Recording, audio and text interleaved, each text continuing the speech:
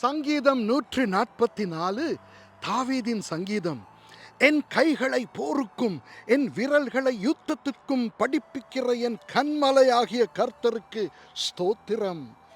அவர் என் தயாபரரும் என் கோட்டையும் என் உயர்ந்த அடைக்கலமும் என்னை விடுவிக்கிறவரும் என் கேடகமும் நான் நம்பினவரும் என் ஜனங்களை எனக்கு கீழ்ப்படுத்துகிறவருமாயிருக்கிறார்.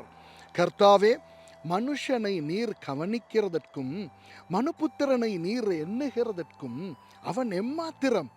மனுஷன் மாயைக்கொப்பாயிருக்கிறான், அவன் நாட்கள் கடந்து போகிற நிழலுக்கு சமானம். கர்த்தாவே, நீர் உமது வானங்களை தாழ்த்தி இறங்கி பர்வதங்கள் புகையும்படி அவைகளை தொடும். மின்னல்களை வரவிட்டு சத்துருக்களை சிதறடியும். உமது அம்புகளை எய்து அவர்களை கலங்கடியும். உயரத்திலிருந்து உமது கரத்தை நீட்டி ஜலப்பிரவாகத்துக்கு என்னை விலக்கி ரட்சியும். மாயை பேசும் வாயும் கள்ளத்தனமான வலது கையும் உடைய அந்நிய புத்திரரின் கைக்கு என்னை விலக்கி தப்புவியும். கர்த்தாவே, நான் உமக்கு புது பாட்டை பாடுவேன். தம்புரினாலும் 10 நரம்பு வீணையினாலும் உம்மை கீர்த்தனம் பண்ணுவேன். நீரே ராஜாக்களுக்கு ஜெயத்தை தந்து உமதடியானாகிய தாவீதை பொல்லாத பட்டயத்துக்கு தப்புவிக்கிறவர்.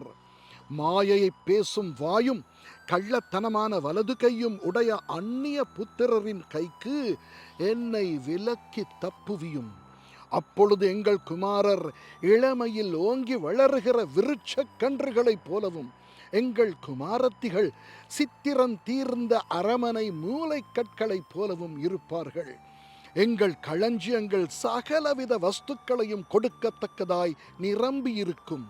எங்கள் கிராமங்களில் எங்கள் ஆடுகள் 1000-10,000 பலுகும். எங்கள் எருதுகள் பலத்தவைகளாயிருக்கும். சத்துரு உட்புகுதலும் குடியோடி போகுதலும் இராது. எங்கள் வீதிகளில் கூக்குரலும் உண்டாகாது. இவ்விதமான சீரை பெற்ற ஜனம் பாக்கியமுள்ளது.